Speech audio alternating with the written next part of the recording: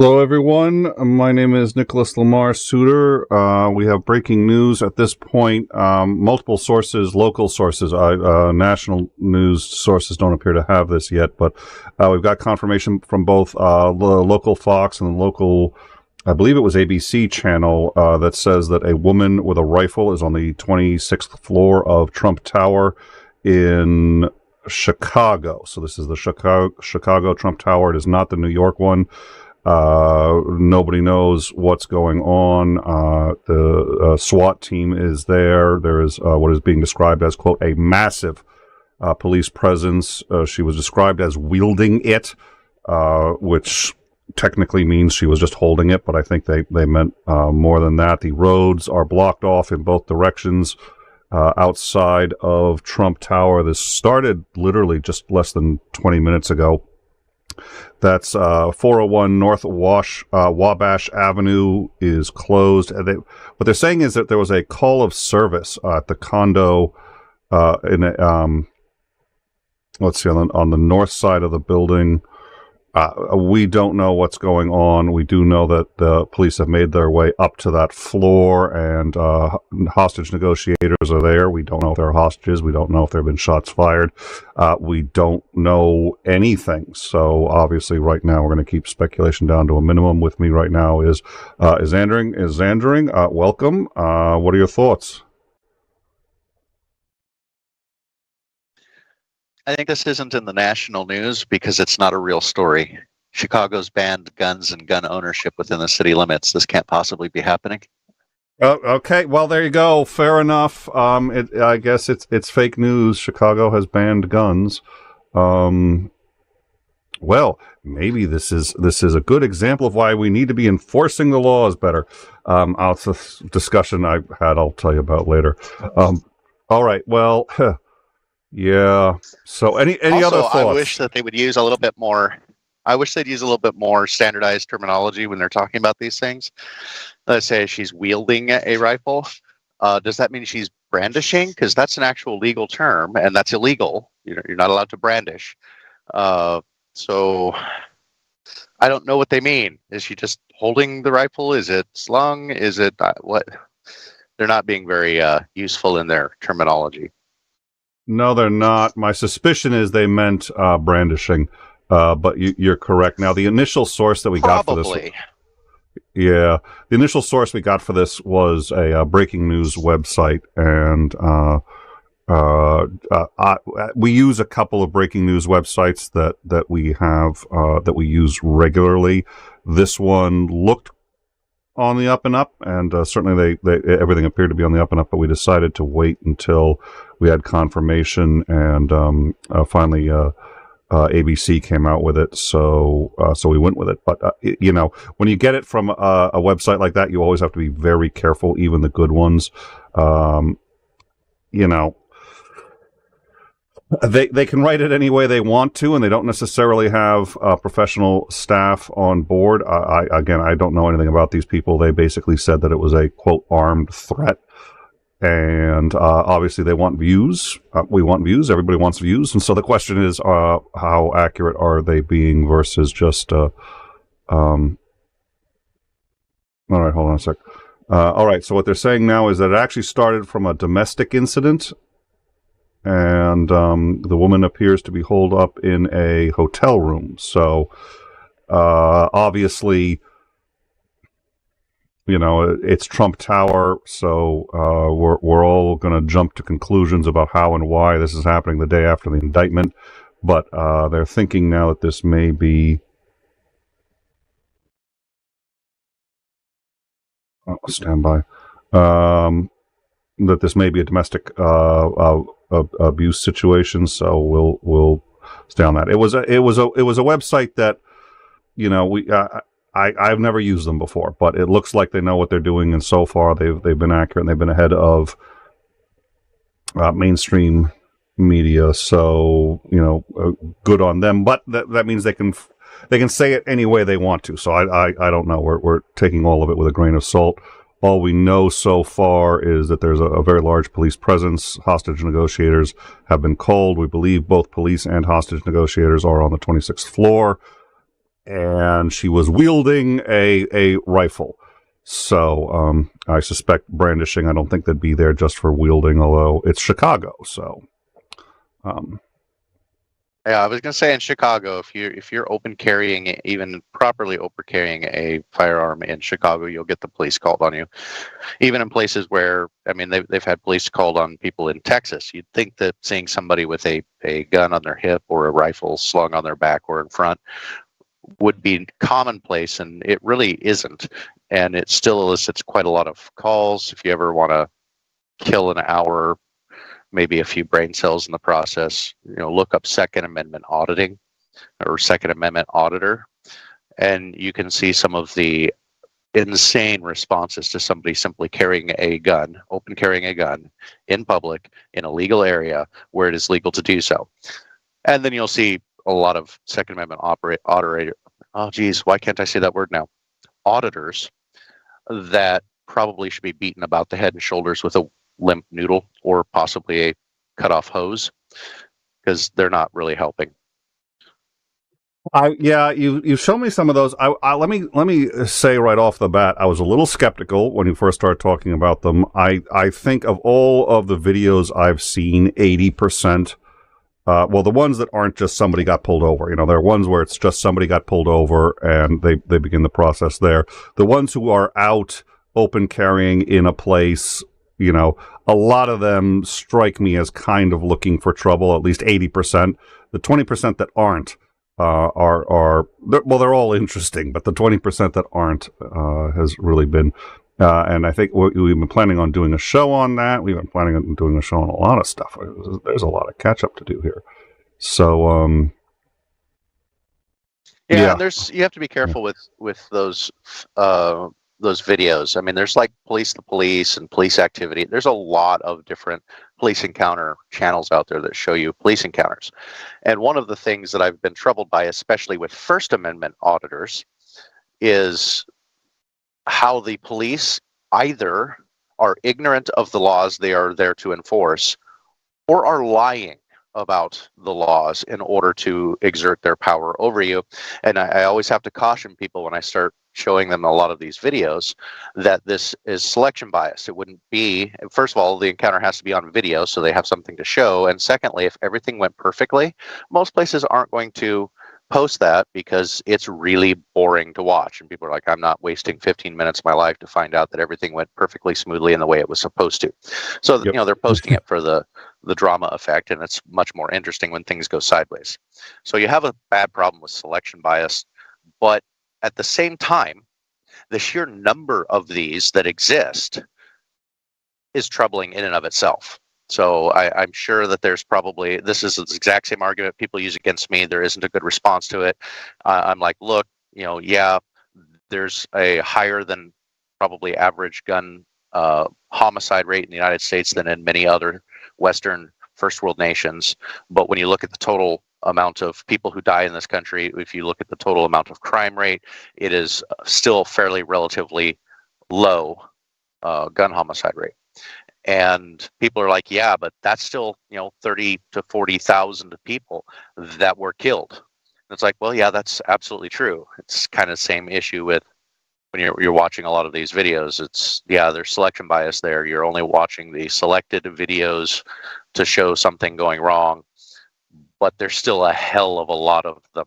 So even if it's a low proportion of overall police encounters, there's still, that's a frightening number of cops that either are ignorant of the law or are abusing their power. So if you're just joining us, where there is a woman on the first reported by multiple sources on the 26th floor, now reported to be on the 27th floor. I don't know if that was an error in reporting or if she's moved. My suspicion is there has been an error somewhere in the reporting. We believe that SWAT is on the same floor, so it's hard to imagine how she could. I mean, the first thing they do is take the floors above and below. So it's hard to imagine how she could have moved. So I don't know why she's now being reported on the 27th. Chicago Sun-Times says now that, yes, this is, okay, so this is now believed to be domestic a domestic incident, not related to terrorism. So I think that has to be pointed out, and not political. Obviously, our first thoughts all went to political, especially given the timing and the location. SWAT is there. Large numbers of police are there. They have blocked off the entire area. They've blocked off everything in front of Trump Tower. The roads all around it are closed. Now, okay, and they are saying now it was brandishing. She entered the building, and apparently, shortly after entering the building, there was a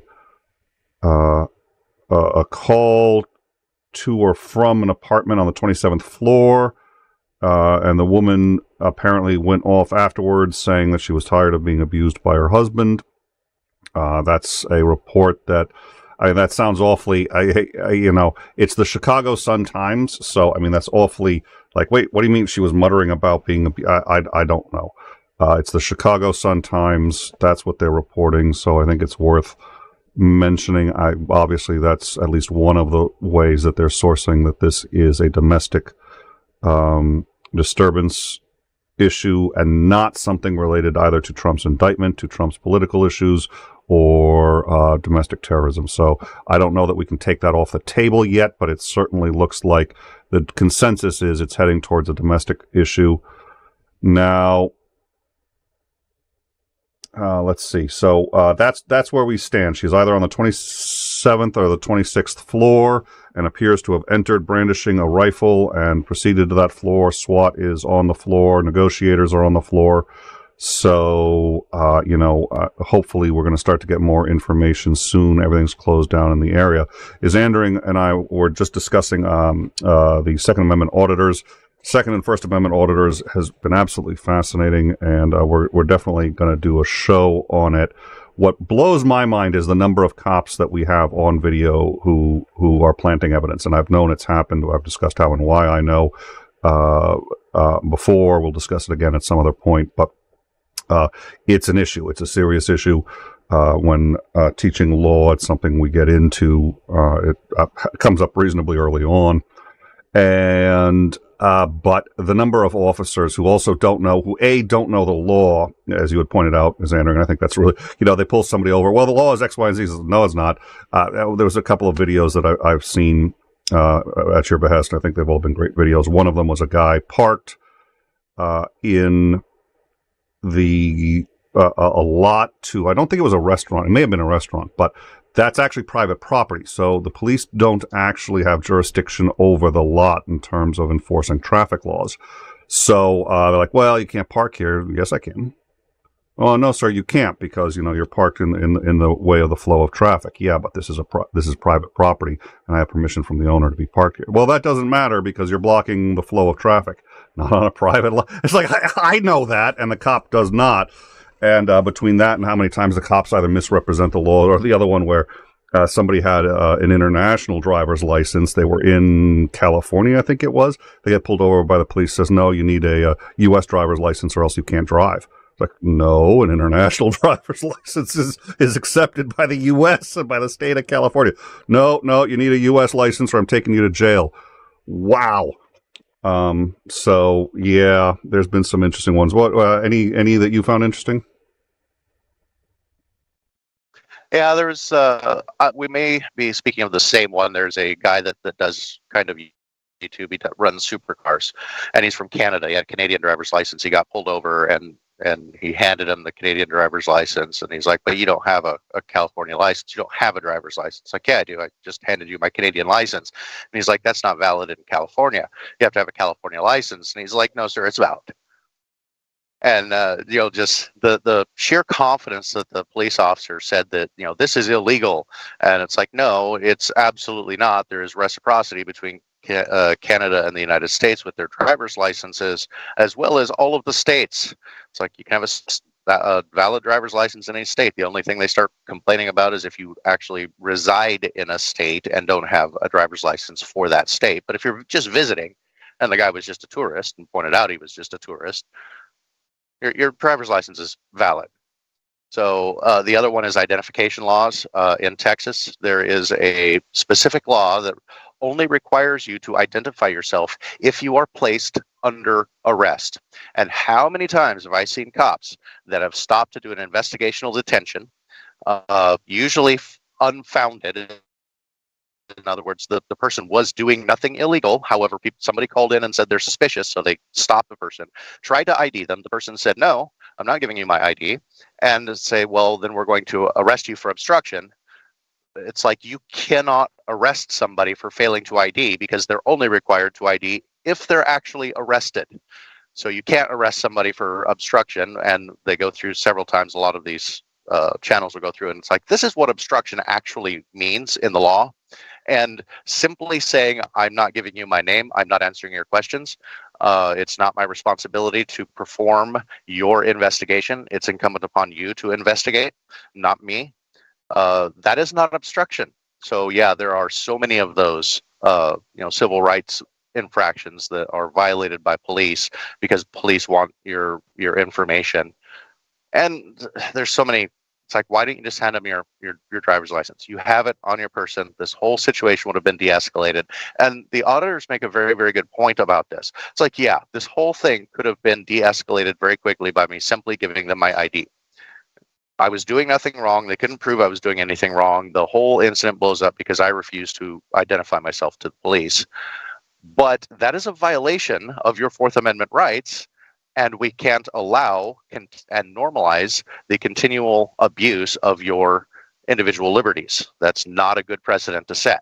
And we need to remind police that individuals do actually have rights and that they must act within the bounds of the law as well, which I think is a very good point. And it's a point I brought up as to why I actually supported charging Trump with these crimes.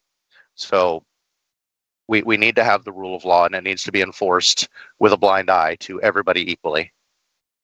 All right, so we've got a couple questions in the live chat, and I will get to those in a minute because those are very good questions. Where we stand right now is the block around Trump Tower in Chicago has been closed by police, SWAT, and fire. Fire department is there, SWAT is there, they have negotiators there. There is some evidence to suggest that this is actually a domestic disturbance. A woman walked into the lobby of Trump Tower with a rifle, was described as brandishing that rifle, and either called up to an apartment on the 27th floor, was somehow buzzed in, went in with the rifle, apparently muttering something about dealing with her husband, and we now have what looks like a standoff. We don't know yet, but there's been suggestions that there's a standoff. We know that hostage negotiators are on the floor there, and okay, that's where we are. Xander and I have been talking a little bit about some gun issues ancillary to this, but especially First and Second Amendment auditing, which is interesting. I'd like to get back to that in a second. But where we stand on some questions. One, it's legal for cops to lie to you, but not for you to lie to cops. Largely, that is true. Lying to police officers can get you in on obstruction or interfering with making false reports. And if they're taking a report, making a false report as well. So you can get any number of charges, but they can lie to you. They can absolutely lie to you. They can lie to you during an interrogation. And the funny thing is, I used to think like, oh, well, of course they can. Why couldn't they? And then I discovered that basically in every other industrialized nation, no, they can't. And I have Canadian friends who are like, wait, what? And like, yes, they can tell you. In fact, what a trick that officers do, and every American knows this, what they'll often do is if they think you've committed murder, they'll go in and say, well, we've got video footage of you committing the murder. There was a hidden camera there you didn't know about. We've seen you doing it. So why don't you just confess? And then and they can absolutely do that. And just on a hunch that you're the guy who did it. And if you didn't, you're presumably going to know they're lying. But you may also be confused if you're not aware as to just how much they're allowed to lie. The permission of that was seen as a way to offset what was it? Because that was decided, I think, they've been doing it for a while, but that case, if I recall, if memory serves, that went up to the Supreme Court shortly after Miranda. And the thinking was, okay, if you're going to Mirandize them and tell them that they have the right to say nothing at all and basically hand them all of their civil liberties, you've taken away all of the tools the police have, so they need to be able to lie to you, was the general thinking. No other first world nation, so-called first world, sorry, it's, no other industrialized nation or Western nation that I'm aware of allows them to lie. Yes, they can lie. Can you get in trouble for saving somebody's life? Depends on how or if. A lot of states now have, can you be sued in America for saving somebody's life? It really depends. The short answer is technically yes, depending on the circumstances. You can get sued for anything. Is it credible suing for saving somebody's life? Not directly. I mean, there's no law that says saving somebody's life is illegal, even if they didn't want you to, or yada, yada, yada, depending. But the reality is, it's happened before where at least attempting to save somebody's life and actually making things worse could get you sued. There was nothing in the Constitution or on the books that really prevented that, so a lot of states passed Good Samaritan laws, which basically say, but that's state by state. There's no federal Good Samaritan law to the best of my knowledge. State by state, most states have passed a law that says, listen, if you see somebody in trouble and you try to help, if you're doing so in good faith and are reasonably qualified to do it, I mean, if you're not a doctor, you can't go in and say, I'm a doctor, let me help. No, it doesn't matter whether you're really trying to help, but you're not protected then. But if you're going in good faith, no matter what happens, you can't be sued for it. Those are the Good Samaritan laws. Not every state has them, and they're different state by state. A reminder to all of our foreign visitors, we are 50 states, and every state has its own set of laws. As long as they don't contradict the federal laws, you can do just about anything you want to in a state as far as laws go, and there's really a lot of consensus, but people can get hooked on interesting nuances in between states. It's usually not a problem, but it's happened. All right. And there was one other question. I think Randy, KCA Randy may have asked a question. I may have missed it. Let me see. So, yeah. So where we stand now, looks like I'm sticking with the 26th. I think it's the 26th floor. All but one report says it's the 26th floor. At this point, they believe it is domestic terrorism. There is a woman there who has been brandishing a rifle and is there on the 26th floor. They've closed the block around it. All traffic is closed. This has been going on now for about 40 minutes. As I said before, obviously when we saw it, the first thing we said was, ooh, this may be related to Trump being indicted and all of the drama, calls to violence. It seems to me that Trump has been making calls to violence in one way or another. So while I find the auditing discussion very interesting, and the other video that I wanted to point out, and we're going to discuss this, is the officer in New York who turned off his cam, planted marijuana, and then pretended to find it, turned on his cam and then pretended to find it, notwithstanding the fact that it's awfully suspicious that your cam is off. Then you turn it back on again. It's like, oh, wow, I turned my camera's been off for 5 minutes. I turned it on again right before finding this. Wow. They don't seem to think about that. What they also don't realize is there's a 30-minute buffer without sound in those cameras. So the camera is actually still recording, but it's in a buffer and it's just deleting the tail end of the buffer as it's going through. And as soon as you start recording, it dumps the buffer into the recording, records the whole thing, and there you go. So you've actually always got the 30 seconds from before the camera was turned on, and you can see him planting marijuana. The guy he planted it on was already actually on parole, so this violated his parole, and he was looking at 20 years because a cop planted marijuana on him just on the suspicion that he had done something wrong, and they were never able to find any evidence that he had done anything wrong. In fact, the entire stop had been illegal, but nobody questioned it because, hey, he was carrying marijuana, so obviously they must have had probable cause. It's extraordinarily serious. But let's get into... One quick note. Please. Just a quick clarification. It does appear to be a domestic dispute, not domestic terrorism. Did I say terrorism? Jesus, thank you. Thank you for that. And I was going to say, that's not what I said, but last time you and I got into that argument, I lost $20. So, yes, very important note. Thank you for the correction. So we're talking a domestic dispute. All right. Let me think here for a second. So, one of the things yesterday that we discussed as Trump was being indicted was the baseball bat to the head of the DA, which struck me as should probably be illegal. That did come up during the during the indictment, not the indictment, during the arraignment. And also, that did not come up during the arraignment. We had some confusion about because I got the name wrong, but I confused Trump and Trump Jr., but that notwithstanding, the posting and then reposting by Marjorie Taylor Greene and a few others of the picture of the judge's daughter and general questions about inciting violence, which I think is why we were concerned that this might have been something more than just domestic violence. Yeah, you're right. My head, it's just went straight to terrorism. Ooh, domestic violence. What are your thoughts on all of that, Xander?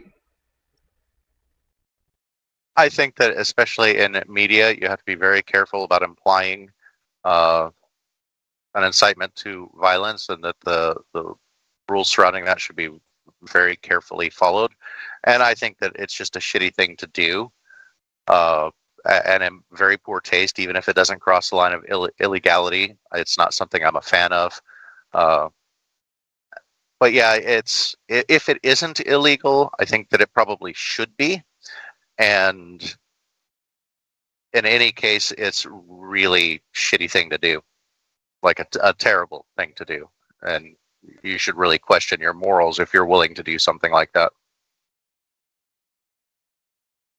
Well, I don't think Trump is going to be questioning his morals anytime soon. And I don't know. One of the reasons I dislike him so much. I don't know anything about the judge's daughter. I don't really want to bother trying to find out, but I may end up having to. But you know, how many times has a son or child in politics gotten dragged into Hunter Biden? The evidence that I've seen against him, I have no doubt he's done a few things wrong. How much and how bad, I don't know. I'm always skeptical of claims made by either side, on either side, because there's huge motivation to exaggerate them. I don't think we're looking at somebody who's completely innocent. He doesn't strike me as a doe-eyed innocence in general. So I don't know what he's guilty of and what he's not. I'm perfectly open to the fact that he probably did some things pretty wrong. But all of that notwithstanding, he's not running for office. So why is Congress investigating him? If there is any evidence whatsoever, and I mean any, that his father pulled strings to either get him off, to avoid, then investigate that. Investigate that, absolutely. That is their job. That is what Congress should do. But nobody's even made that claim yet. Nobody's even tried to make that bridge. So they're investigating a private citizen. Congress wants to investigate a private citizen, and I mean go do like full on, put the gloves on, please bend over, Mr. Biden, investigation of absolutely everything tied to this guy, and with an eye towards exaggerating it because they benefit significantly if they find something. For what? Because his dad is president of the United States. What I'd like to see is somebody investigating why, when there was enough evidence to convict several people, including Cohen, on the initial Stormy Daniels thing, the Trump's Justice Department, headed by Barr, decided, there's enough evidence to convict the underlings, all of whom implicated Trump, but there's not enough evidence to even consider trying to indict Trump on the original. So, they don't care about the favoritism or political string pulling that may have happened there, but with no evidence that it happened in the case of Hunter Biden, they're going to destroy this kid's life. Oh, for fuck's sake. Pet peeve. Yeah, Sorry. I'm really... One of the reasons why I was okay, despite the risk of this looking to a large portion of the population as one political party weaponizing the Department of Justice against its opposition. One of the reasons I was willing to risk that is because there's a very widespread perception in the United States. I think pretty much everybody would probably agree with this. It is a bit of a subjective statement, but it appears to me that there's a very wide agreement that the rich and powerful can pretty much get away with even up to and including murder, because the rules are different from them. They're given waivers. People don't pursue things. They're not investigated as often, and that needs to stop. We are supposedly a nation of laws, not a nation of men, and that destroys people's confidence or faith in our justice system. And I realize that human beings are biased, and you can't get away from that. We try to set things up. There's a reason there's laws that are written. So when you violate a law, there should be an investigation, and if it's found there's sufficient evidence to justify bringing charges, you should face charges for those, regardless of your power or position. And we need to get back to that. If we keep sliding the direction that it appears that we are going, we are going to lose faith. The average American will lose faith in the rule of law, and that is not a pretty place for any nation to delve into. Are you sure you're on the right? That's not the rhetoric I've been hearing from the right nowadays. I'm just saying. Yeah, and there's a presidential candidate, 𝐍𝐢𝐜𝐜𝐿 Ramaswamy. Now, despite his unfortunate name, he is a Republican who has declared himself running for president.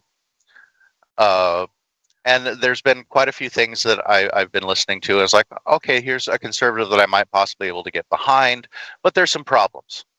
Like for one, he does believe this is an all-out witch hunt against Trump, and that that it's too dangerous to risk the perception that a political party is weaponizing the mechanisms and levers of government to go after its political party, and thinks that this is an absolutely terrible idea and should absolutely have not been done.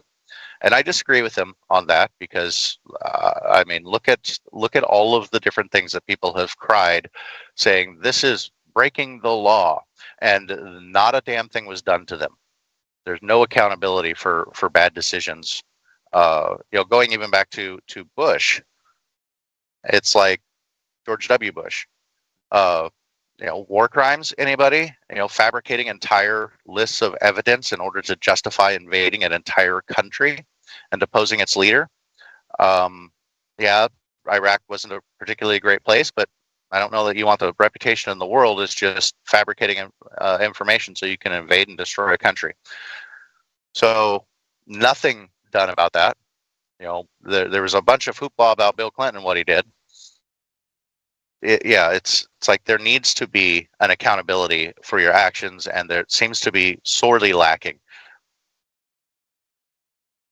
Yeah, I think you're right, and it's to tell you the truth, it's funny. I even had a little more charity on this than you did at first when we were talking about it, and I was like, look, if Trump is never going to return to office, if he's never going to go to prison, which he never will, I think they can inflict punishments on him that are going to be very hard for him to tolerate, for any number of reasons. Whole nother thing. But, I was just like, do we really just go after him for all this, or do we? And you were just like, well, if we don't, what message are we sending to the next president? What message are we saying to somebody who has been thinking of running for president with the desire to rule with an authoritarian iron hand, but hasn't, because the institutions in the United States are intact, and those institutions are going to stop them? What are they going to think now? They're going to think this is the time to go for it. DeSantis, sorry. Oh, Jesus, what the hell was that? Sorry. Okay. Anyways, I have a nasty cold. Hey, need a Ricola? No. Anyways, yeah, and that's a good point. And as much as I kind of always wanted to see him go down for it anyway, because I was pissed at him, and because we've been sounding alarm bells about this stuff for quite some time now, part of me was like, okay, what's really in the best interest of the country? And I used to think a little bit along the lines of pardoning Nixon. It's sort of like, okay, is there a way to get over this so that we can try to find a way to heal together? And you absolutely sold me on the fact that is insane, an insane line of reasoning, explicitly if for no other reason than the one you just gave. So, all right, let me quickly do a rundown as to where we are right now, what we know and what we don't know, and why this was so concerning. Why it was so concerning, I think, is patently obvious to anybody who's seen the headline on this one. So about 50 minutes ago, a woman walked into Trump Tower in Chicago armed with a rifle and what has been described now, has actually officially been described as brandishing. A call was posted up to an apartment, we believe, on the 26th floor. There's one contradicting report saying the 27th, but we believe at this point it's the 26th. Whether she lives there or not, we don't know. Who was on that floor, we don't know, but ostensibly we have reason to believe may have been her husband. She apparently muttered something about she was sick and tired of her husband and was going to teach him a lesson, and proceeded up to that floor. There was a call of some kind, what they said was a service call. I don't know what that means. From that floor, and very shortly thereafter, the SWAT showed up, police showed up, fire showed up. They have sealed off all roads going in and out or anywhere in that area, and SWAT and hostage negotiators have made their way to that floor now.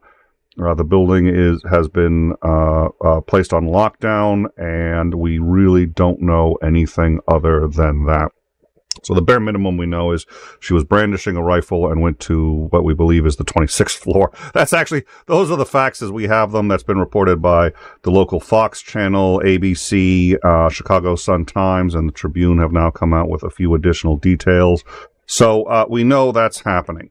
We know that right now the general consensus is that this is not a domestic terror attack, and this is not a anything political and or aimed at Trump directly. So it was Melania. Also, doesn't appear to be a appear to be an active shooter situation either. There's a I don't like that the media likes to conflate mass shooting with active shooter. It's kind of like, all foxes are canines, but not all canines are foxes.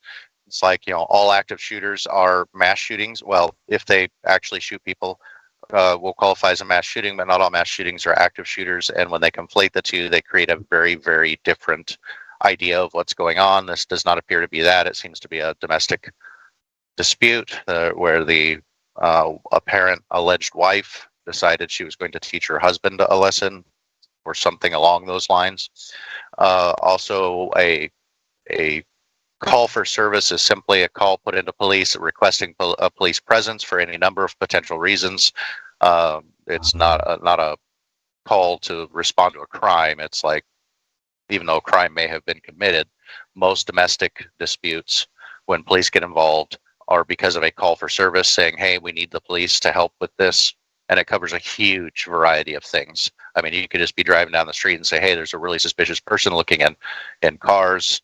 This area's been burglarized quite a lot. That's a call for service. You're asking the police to come out and essentially do their job. All right. Okay. That clears things up. Thank you very much for that. And an extraordinarily important point is Andring. So thank you. And what is Andring just said has to be reiterated. As of yet, there has been no claims or suggestion of an active shooter. We have not heard any claims of gunfire. And I have to believe it's like how do you prove a negative? Well, one way is I have to believe if somebody had fired a shot, even just like a pistol, like accidentally discharging somewhere, anywhere in the vicinity. If somebody had fired a shot, we would know. Would have heard about it, and it would be all over the Twitter sphere and everywhere else. So I think it's reasonably safe to assume nobody's fired anything.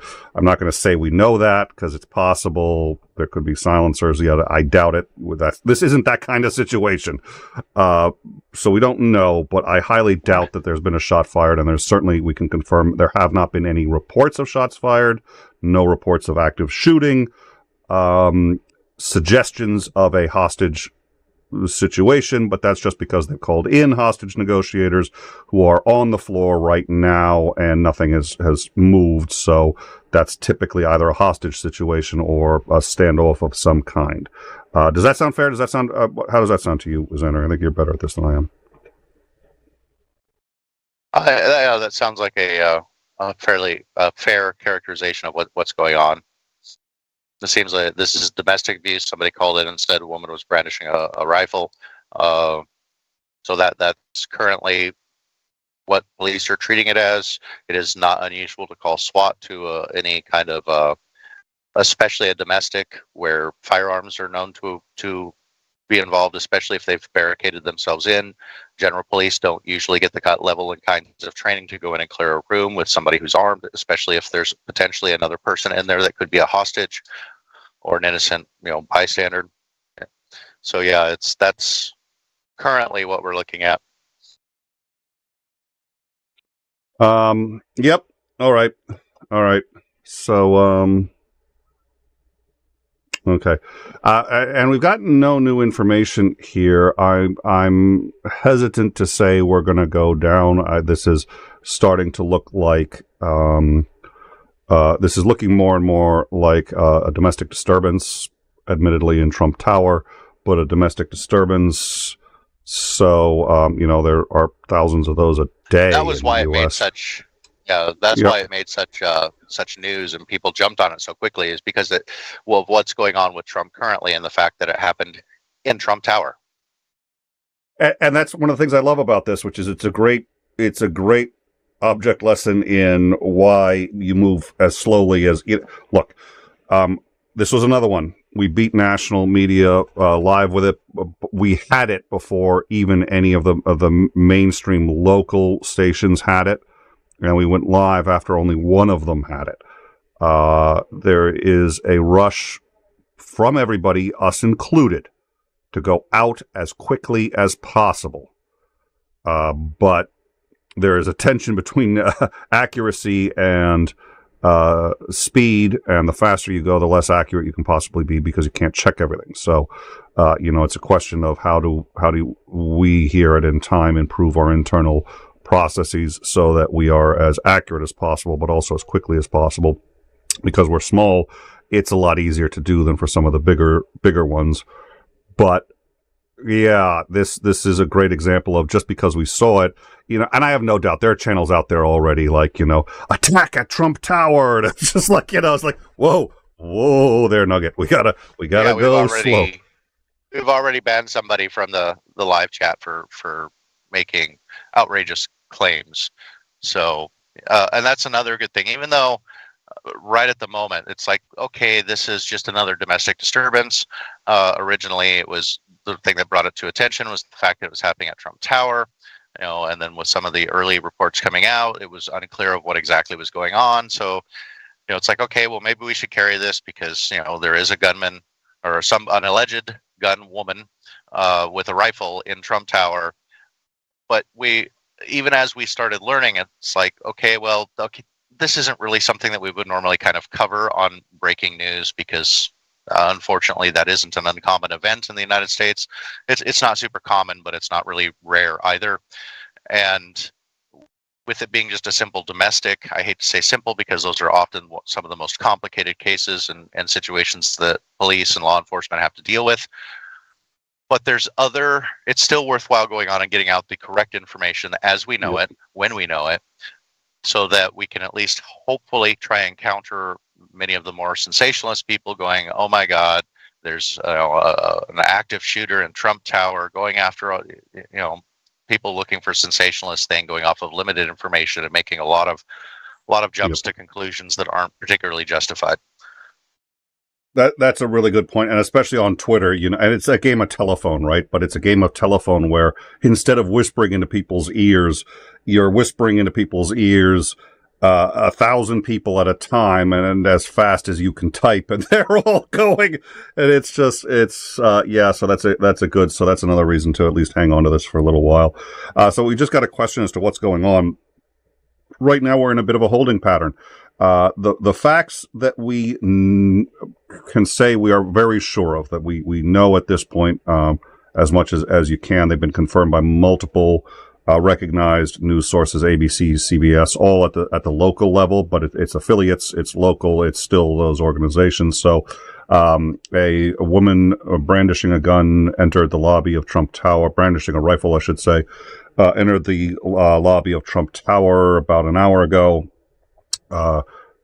We believe she called up to an apartment on the 26th floor and was permitted in, which I'm not entirely sure how that works. We may find that there's details to that we're unaware of, but apparently she was permitted in, muttered something about she wasn't going to let her husband continue abusing her, and entered. Shortly thereafter, there was a service call, a call for police from that floor. Police arrived, locked everything down. Currently, what we have is trucks have blocked off all of the areas inside, so that if you somehow, and my suspicion is that it's because of parking things or somebody else who has the ability, who's actually inside the areas that have been closed off, trying to actually park in front of Trump Tower. All of the parking in front of Trump Tower is actually occupied by trucks. And it looks like snowplows. It's not like SWAT. SWAT is there. Police are there. The roads have been closed off in all directions, all around Trump Tower. It looks like Trump Tower looks, from what I can see, it's like a kind of this triangle, and there's roads, 3 roads, 2 directions each road going all around it. So they have closed all of that down. Hostage negotiators, SWAT, are on that floor, and that's all we know. The inferences that I think we can draw from that is that there is some kind of standoff. Obviously, they have not detained or arrested her, or else presumably this would be over. We also haven't heard, we haven't heard any reports of shots fired, and there are enough people. I mean, this is indoors. If a shot had been fired, would have heard. I think it's hard to imagine the set of circumstances under which we wouldn't have heard. There are apartments next to this one, there are apartments above and below it, and all of this is in the middle of downtown Chicago. So we've had no reports of shots fired, so that tells me that the likelihood that anyone's fired a shot is extraordinarily, and I mean extraordinarily low. It's not zero, but it's as close to zero as I think we can safely. Yeah. Yeah. I would like to point out, the longer that this goes on, the less likely that we can draw that inference that shots have been fired, because police will be evacuating all of the floors above and below and all of the apartments around it, especially if she has a rifle.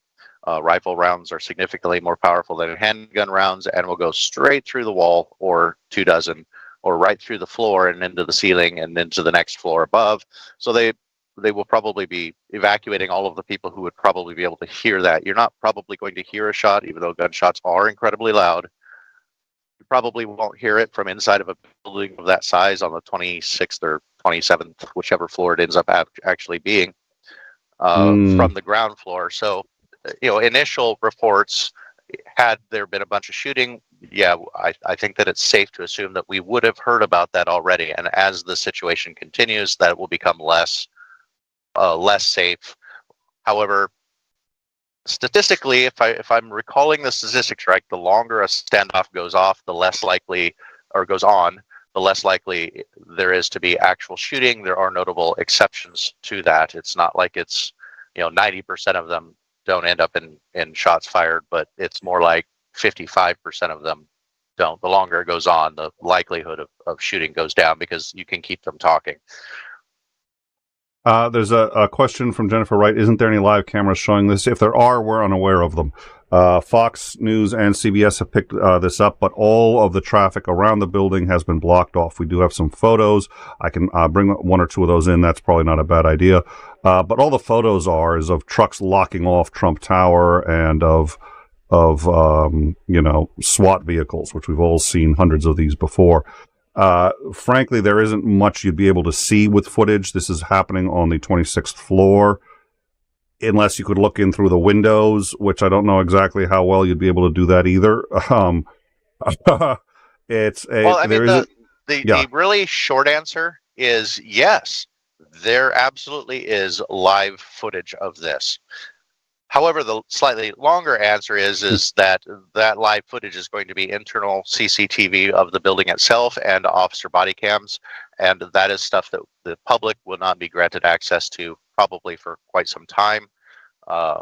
And they're certainly not going to release any of that kind of footage in the middle of an actual event that's taking place. So yeah, there definitely will be video of all of this and what happened, but we probably won't be able to get access to it. So, since the question was live, though, I will say I don't think you're right. That's a really good observation. There will be footage of it, but there is nothing live. There's no live streams right now of it that I'm aware of. And even if there were, it's all going to be of the outside. So that's why we're not showing you anything. I haven't seen anything, and I'm not sure that this is not one of those things that lends itself to being all you're going to see is the tower. So, and like I said, we do have some photos of that. You can also find those photos on our Discord. So if you want to hop into our Discord, check out and see. Right now, I don't have any. I've got 1 or 2 photos that's not in the Discord. It's not meaningful stuff. So there's nothing to stream. If this were a hostage standoff where, they're inside a house and the whole house is encircled, that would be one thing, because we would be able to hear gunshots if they happen. Would be able to see flashbangs, yada yada yada. This is on the 26th story of a very tall building. If anything happens, we probably won't be able to hear or see much. So that's it. We're just waiting. The TikTok bill, I did want to talk about that. So since that's coming up and we have a little time as we wait on what appears to be a standoff, we've had no confirmation it's a standoff, but it looks like one based on what we've seen so far. The TikTok bill is worth mentioning, and I saw that mentioned. Or is the argument, so yeah, Titan's got that. It's literally just parked cars. That's all we've got. And none of the national organizations are there yet. The affiliates may or may not be there, but you can stand out there with a pad of paper and just I'm ambivalent about the TikTok bill. I've heard it talked about in several cases, and in all cases I've heard it misrepresented. There's actually 2 TikTok bills. People conflate the 2, people add what the 2 say, or people take the worst parts of the 2 and combine them into one, and then it gets really crazy. We probably should cover the TikTok bill at some point on In Time. Speaking of shows we need to cover, is Andrew, do you know much about the TikTok bills, actually? I do not. I don't generally pay attention to TikTok. So when I see TikToks, I know that they interviewed, what is it, the U.S. CEO or whatever it is, or some sort of higher up in the U.S. side of TikTok and before Congress. But again, it's TikTok, and I don't care about TikTok. I don't use it. I don't put anything on TikTok because it is Chinese owned, and I don't particularly need all of that data being accessed by China. Yeah, I think I don't know how they're going to use it. So I'm gonna do what I usually do, which is split the difference on all of it. And as I'm a fan of the nuanced position. The 2 bills are as follows. The first bill would ban TikTok on any government device. That's what it does. That's it. And it only bans TikTok. It bans TikTok by name, says if you work for the government, you cannot put TikTok on your devices.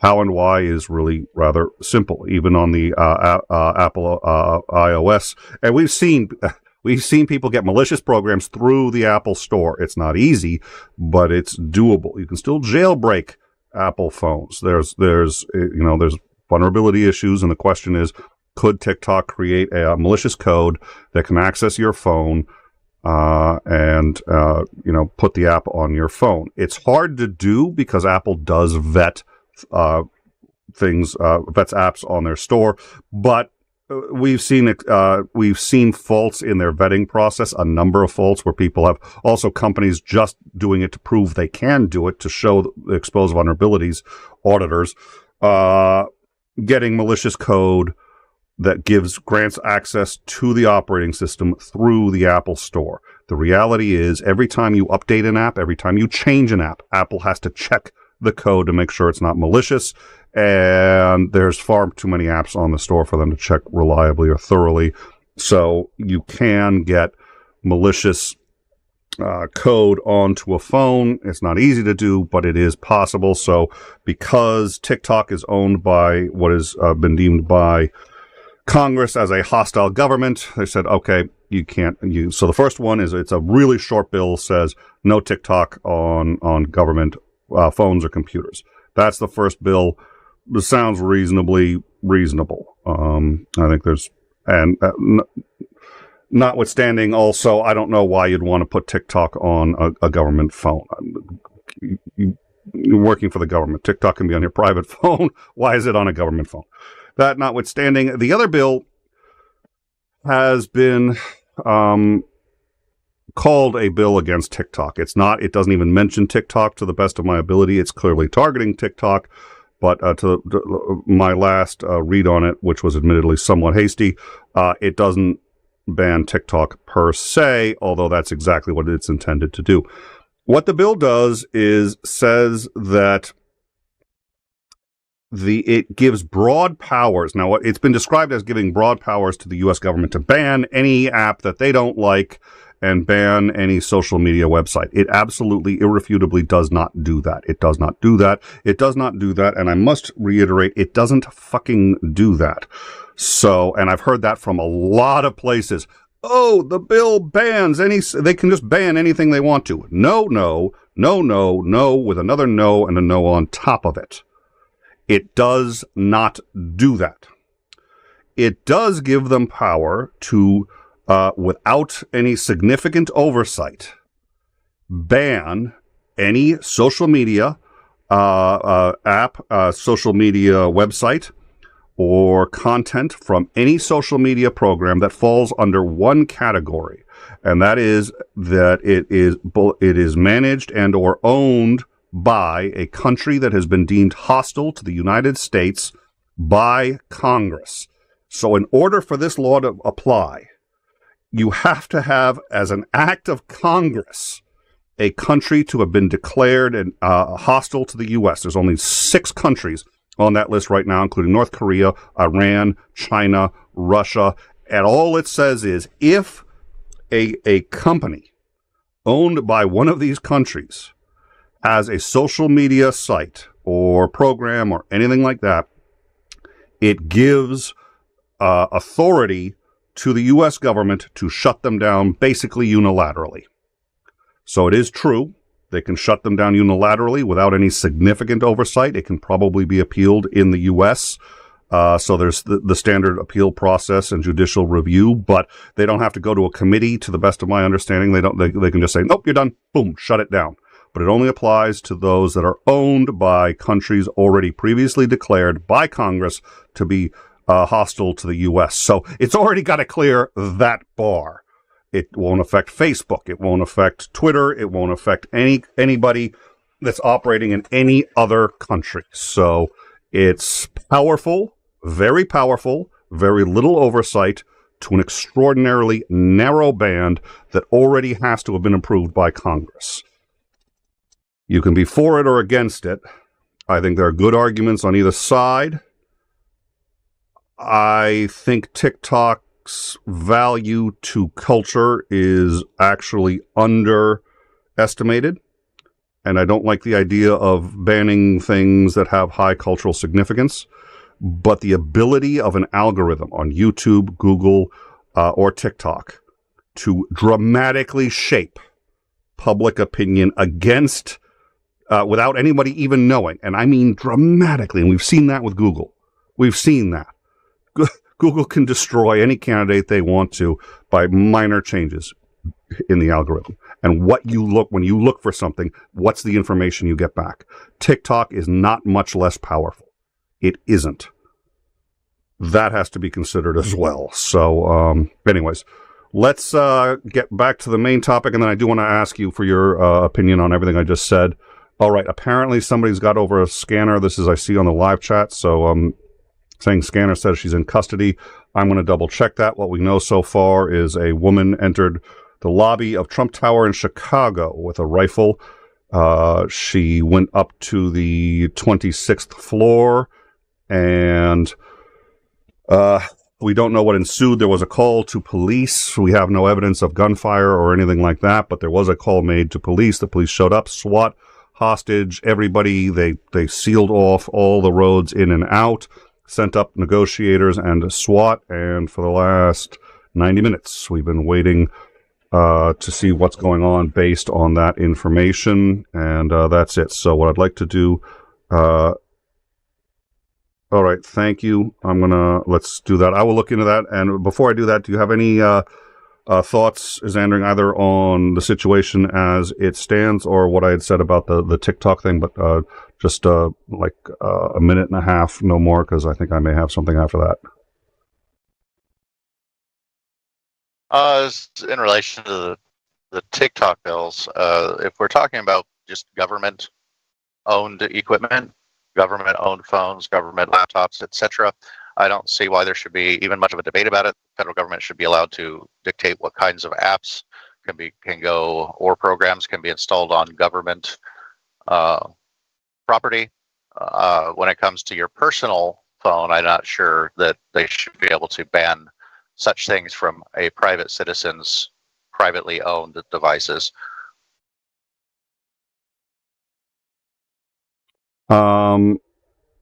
If they're being made by a country that has been deemed as hostile to, so say North Korea. If North Korea makes a product, it's by, let's say we know a known shell company for the North Korean government, and they make a product, should the government have the ability to unilaterally step in and say, no, we're not going to allow it?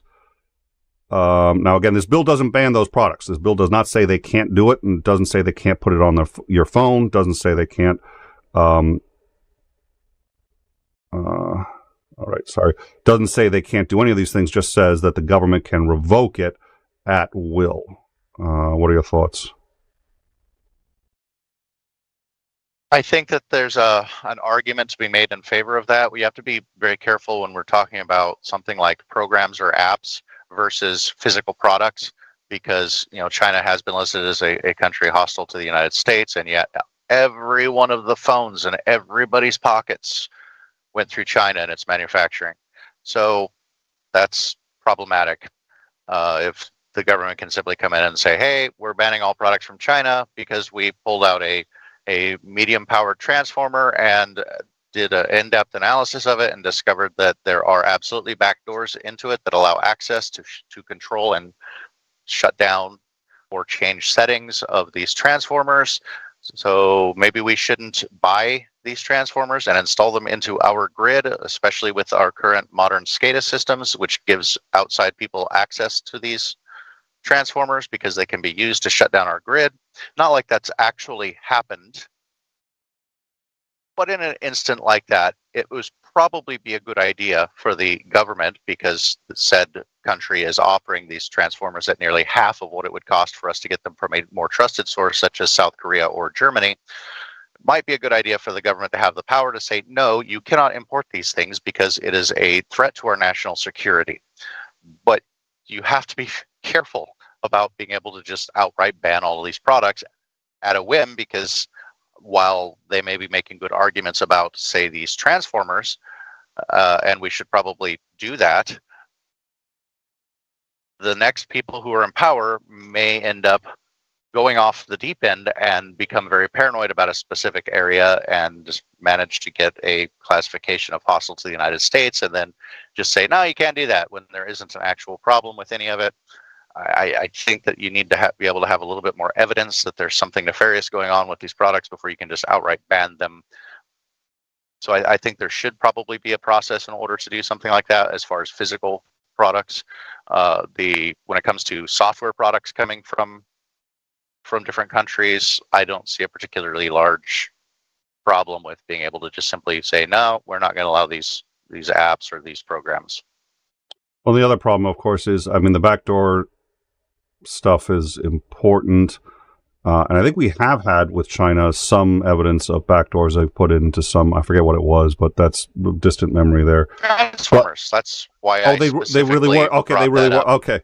Well, you had said it wasn't happening, but that happened. I couldn't tell if you were being facetious or not. I was like, didn't that really happen? Okay, yeah, sorry. Well, I'm also distracted. Yes, that really happened. Yeah. And one of the things that I actually agreed with Trump on is he banned the importation and installation of these transformers from this company, which is a Chinese company. And Biden reversed that order. And so now they are again being purchased and installed in our grid currently today. And it has been proven that they do have backdoor access to them. They were shipped down to one of the technology labs in California, and they tore everything apart, and they verified that it does indeed have a backdoor access. Now, there's some debate over what the access is for.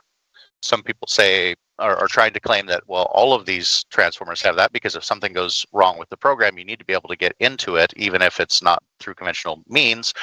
And then there's other people who are like, no, this is backdoor access. Since it's connected to SCADA, it can be attacked through the internet from China and could shut down that transformer from operating, or change its, not just shut it down. That's probably just one of the more easy things it could do, but it can change the actual settings, and it can induce an out of phase problem, which would literally tear the thing apart, cause physical damage to not just the transformer, but other parts of the grid as well.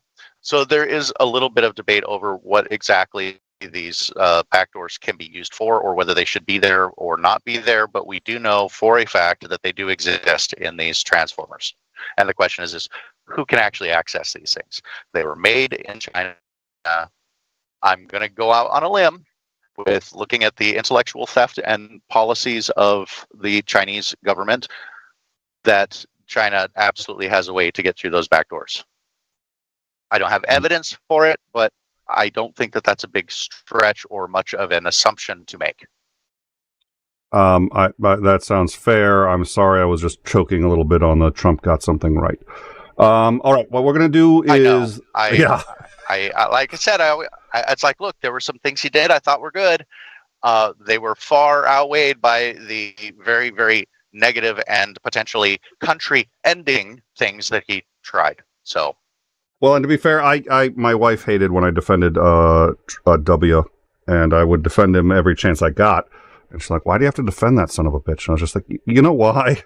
There's so many things that we can get him on. When you make a stretch to get him on something that maybe you can, maybe you can't, it makes it look like you obviously can't really get him on the biggies.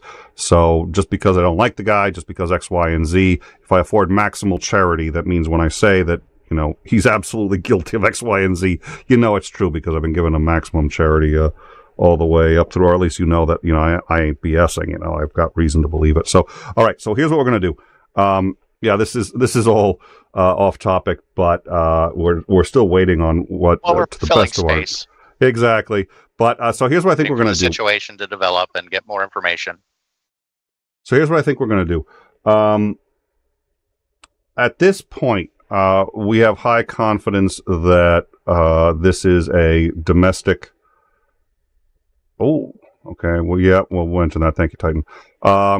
We have, at this point, good reason to believe that this is a domestic disturbance. It just happens to be in Trump Tower. So, obviously, a rifle appears to be involved. That is also news, but as Andrew pointed out earlier, both happen quite frequently in the U.S., and we normally wouldn't go to breaking. The reason we went to breaking was because we heard that a woman had entered Trump Tower with a rifle, which in fact did happen, that she had been brandishing the rifle, which in fact did happen. And we're like, okay, we're going to go live and figure out the details as we go. And at this point, the details appear to be that the police believe that, and there was a tweet from the police department saying that the public is not in danger. So it appears that there is no public threat right now. The roads are closed all around Trump Tower. We had one report of somebody in the live chat who said that they had heard over the scanner that she was in custody. We have not confirmed that by any other source. So, you know, that's just, and we appreciate you mentioning that. Thank you. I hope that that's the case. That would be obviously the best way to end this. But at this point, I think we're gonna wrap it up, because it's a domestic disturbance. The fact that it's at Trump Tower doesn't have nearly as much national impact as you may think, and it's probably, but for that, we wouldn't have aired. So now that we know enough about what's going on, I think I'm going to wrap it up. We do have a couple of interesting notes. We are going to have on In Time a discussion about the indictment of Trump, because it's an interesting indictment and involves a lot of things that we had not anticipated that it was necessarily going to come up. There is a bit of a fishing expedition in there. That many indictments, and some of them are a little broad reaching, but they've gone through, which means now they've got discovery. Discovery Oh, dear Lord, we're going to learn a lot on Discovery. They're going to take every email he's ever had with anybody even remotely involved with this. It's going to bring in the National Enquirer. I suspect it's going to answer a lot of interesting questions about his relationship with the National Enquirer and how many stories they did the catch and kill, where they bought the story not to air it, but to kill it. We also have at least one instance where it appears that he made a deal and was going to pay out for that deal for the silence of a woman. We don't know if that was Stormy Daniels or I want to say McDougal was her name, I think. Former Playboy Playmate who he has an not an NDA, it's close to an NDA. Oh, Jesus, what do they call it? It's confidential. It's when they make a deal, but they agree they're not going to talk about what the deal is. So I've forgotten, but essentially non-disclosure. No, it's not. An NDA is usually in the business. An NDA.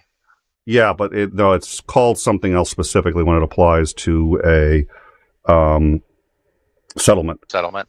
In the settlement, when they're not allowed to talk about it, it's not a confidentiality agreement. It's not an NDA. I forget what it is. I'll think of it in a minute. But at any rate, this would pierce that. I know when you can't talk about a court case, that's a gag order, but that's specifically talking about a court case, not a settlement. Yeah, that's not this. So she has a deal with him.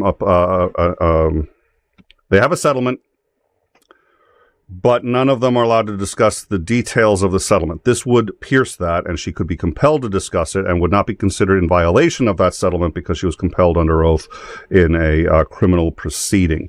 So we're probably going to learn the details of that. Oh, let's see. Sorry, I'm my little scatterbrained. The details of that one, that's going to be important. It also looks like this has several other, so at least one of them, he apparently, while making the deal, decided he was never going to pay. He was never going to keep up his end of the deal, because if the news broke after he was elected, there was nothing that could be done about it. So that's going to have some fraud implications. There's a lot there, and a lot of it ties to, and what we've also learned is the initial crimes were all misdemeanors. Lying on business forms is a misdemeanor in New York unless you did it in the furtherance of a larger crime, in which case it becomes a felony. That's why all of these become felonies. The downside is he's going to have to demonstrate that there was a larger crime. And when he hasn't been convicted of that yet, that could be an issue. But by putting it that way, he can now investigate the larger crimes to some extent. So he can cast a very wide net over what he can get access to now on Discovery. I think it's going to be big. This is going to open up the tax. This is going to open up everything. So we've got a lot to talk about there. The other thing is Mike Pence has been called to testify regarding January 6th. Prosecutors, let's see, what was that? Okay, hold on. I'm sorry. I just ended up putting that in the wrong spot here, so this is going to take a second. Mike Pence has been called to testify. Trump said that Mike Pence did not have to testify because Mike Pence, as a human being, I guess, falls under executive privilege. Executive privilege pertains only to communications between the president and advisors, and only certain kinds of communications. More recently, it's been used broadly to shield them, basically almost every kind of information or exchange that they have with anybody, or anybody, like if a secretary walks in while you're getting sexual favors from an intern. Now that's basically, I think they actually got that as a ruling. Not that specific example, but Trump has been trying to get, like, if his secretary overheard him doing something completely illegal, still falls under executive privilege, which is not at all what executive privilege is or was supposed to be. But he's been making headway with that. But Mike Pence is the only one who can appeal. Well, no, I guess he could do it. Mike Pence has decided not to appeal a ruling requiring him to testify before a grand jury regarding January 6th That's going to be interesting. So Mike Pence will be appearing before the January 6th grand jury. There's at least 2 other grand juries still out that we know of. One in regards to the election tampering, both January 6th and the electors. Another in regards to the classified documents. And there's actually one more in... was that a grand jury or did he? No, I think the charges have been brought, but that was a civil case. Yeah, that's right. Okay, that was the civil case. They don't need a grand jury. On the Trump Organization, that one will almost certainly the Trump Organization is going to fall to that one. I have no doubt I have no problems making that. Letitia James she knew what she was doing. The Trump Organization is going to get wiped out, and Trump will probably be barred for the near future from ever making any real estate or banking deals in New York, which will eliminate his presence in New York in any meaningful way. So a lot going on. We're going to cover it, but I think for this right now, it's been over an hour. We haven't heard anything new that we can confirm, and it looks like it's a domestic dispute. So I think we're going to leave it at that. We do appreciate you joining us. If you want to follow up with it anymore or any of the other stories we've talked about, please do join us on the Discord, and we'll catch up with it there. Is Andrew any final thoughts before we go?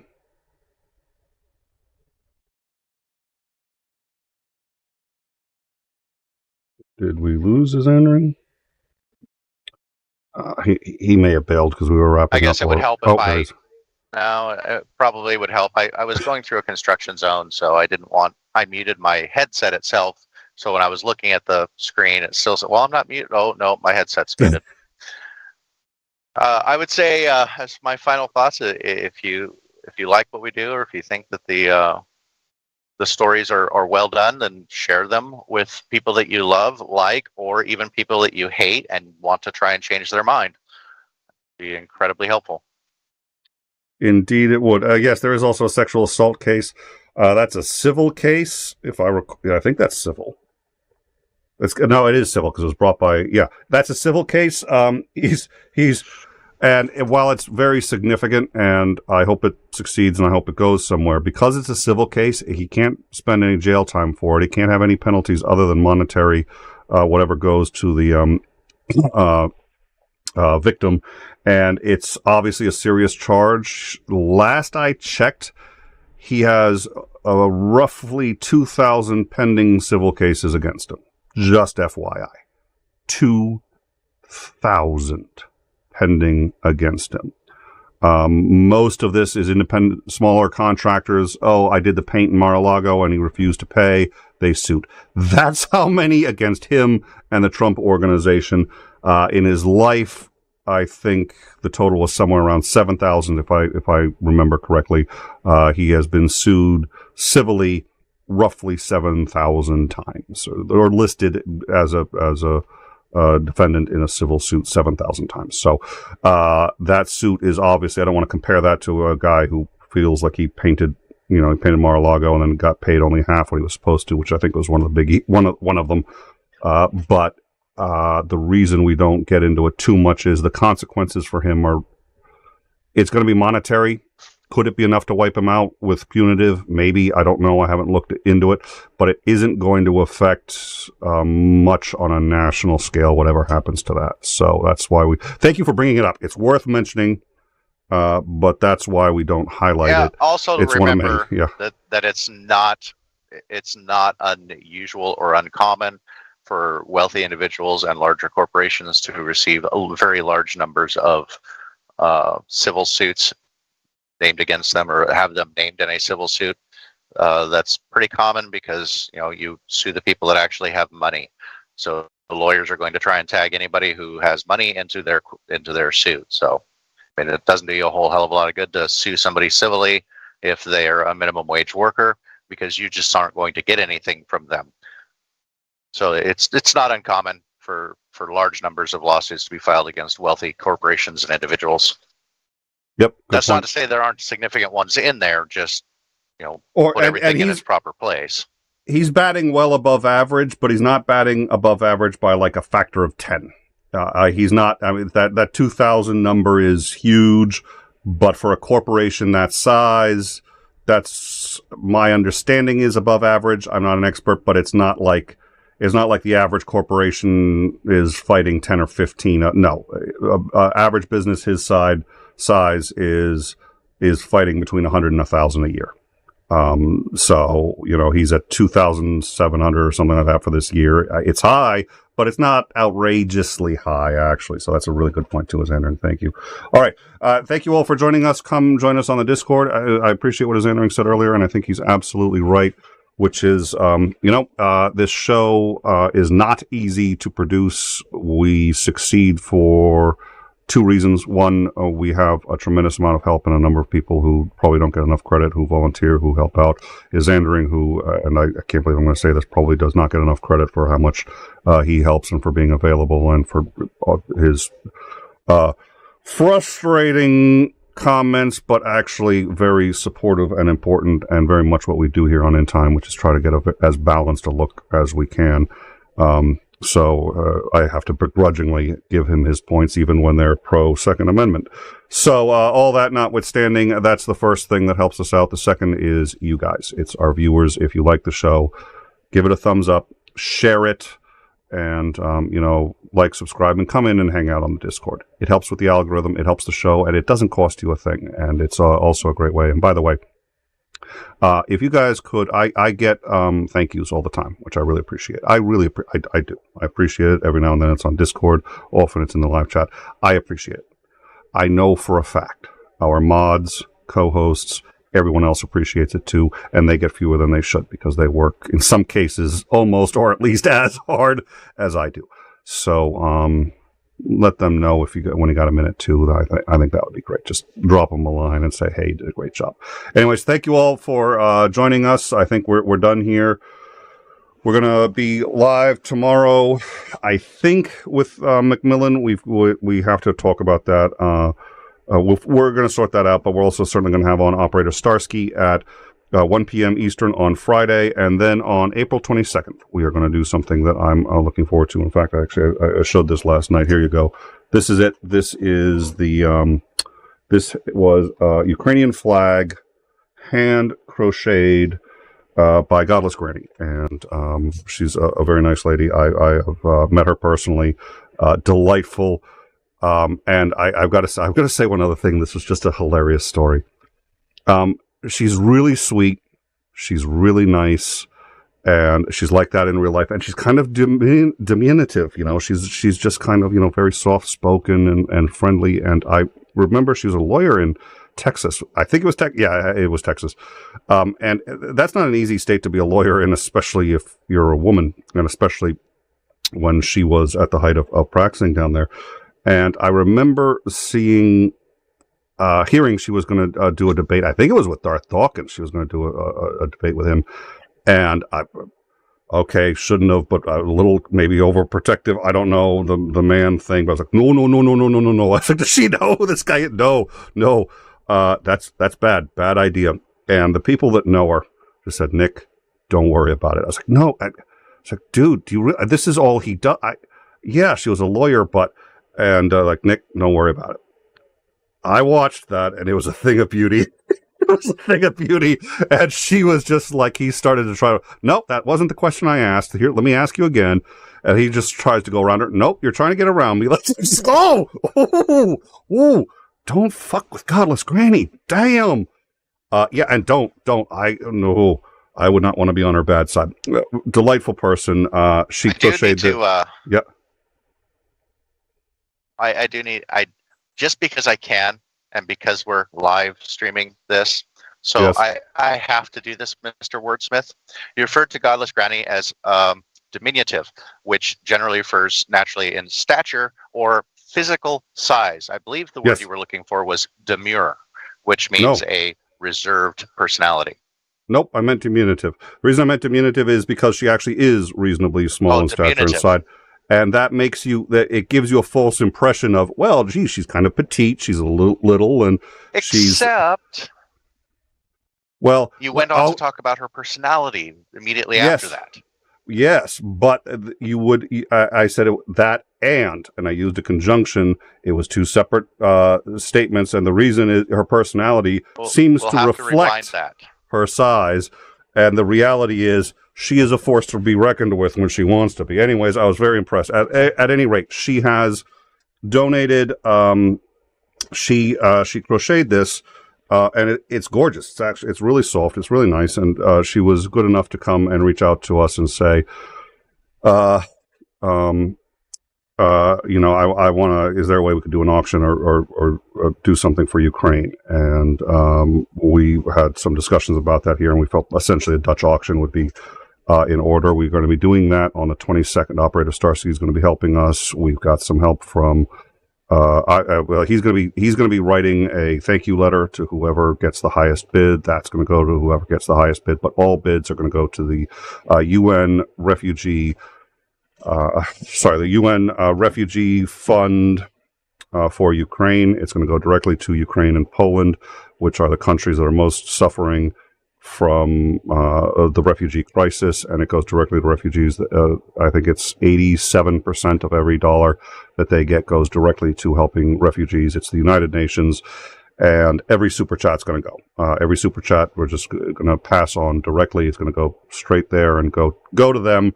Highest one is going to get a thank you letter from me, 𝐒_𝐸, and from is going to get the flag. So. I hope you guys will think about that and maybe help out. And we're going to try to get a whole bunch of other guests too. We've been talking to some other channels. I'm really looking forward to it. That's going to be on the 22nd. So thank you all for joining us, and we will see you tomorrow and or on Friday for Commander McMillan tomorrow and Operator 𝐒_𝐸 on Friday. Thank you very much, 𝐒𝐨𝐿𝐼𝐴𝐿𝐼. Thank you, mods. And again, come check us out on the Discord, and we will see you guys later. Have a good afternoon all.